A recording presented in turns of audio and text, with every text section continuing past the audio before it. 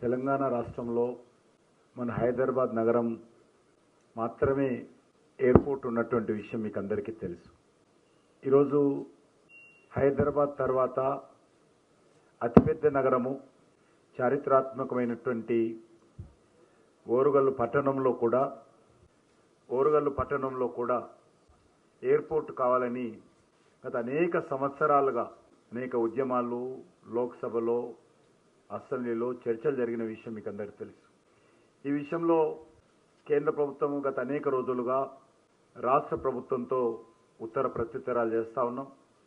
చివరకు కేంద్ర ప్రభుత్వం కృతనిశ్చయంతో వరంగల్లో ఎయిర్పోర్ట్ సేవలు రావాలనే నిర్ణయంతో ఇప్పటికే అక్కడ ఉన్నటువంటి మమనూర్ బ్రౌన్ ఫీల్డ్ ఎయిర్పోర్టు ఏర్పాటు చేయాలనే నిర్ణయం ఏదైతే ఉన్నదో నరేంద్ర మోడీ గారి నాయకత్వంలో మిత్రులు కేంద్ర పౌర విమానయాన శాఖ మంత్రి అయినటువంటి రామ్మోహన్ నాయుడు గారు ఈరోజు దానికి నిర్ణయం తీసుకొని ఆదేశాలు ఇవ్వడం జరిగింది.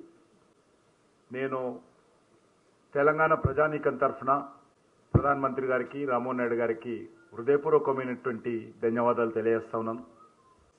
గతంలో ముఖ్యమంత్రిగా ఉన్నటువంటి కేసీఆర్తో కూడా అనేక సార్లు అప్పుడు కేంద్ర మంత్రిగా ఉన్నటువంటి జ్యోతిరాదిత్య సింధియా గారు కూడా చర్చలు జరిపారు.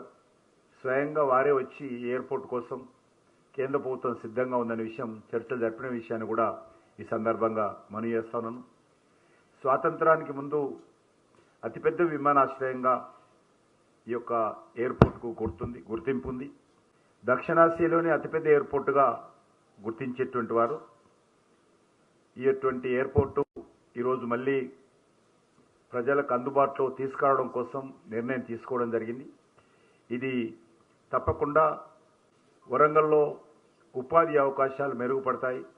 వరంగల్లో రెండవ అతిపెద్ద నగరంగా కాకతీయుల వైభవానికి ప్రతీకగా నిలిచినటువంటి ఓరుగల్లు పట్టణంలో ఎయిర్పోర్ట్కు కేంద్ర ప్రభుత్వము పచ్చజెండా ఊపడం చాలా సంతోషం.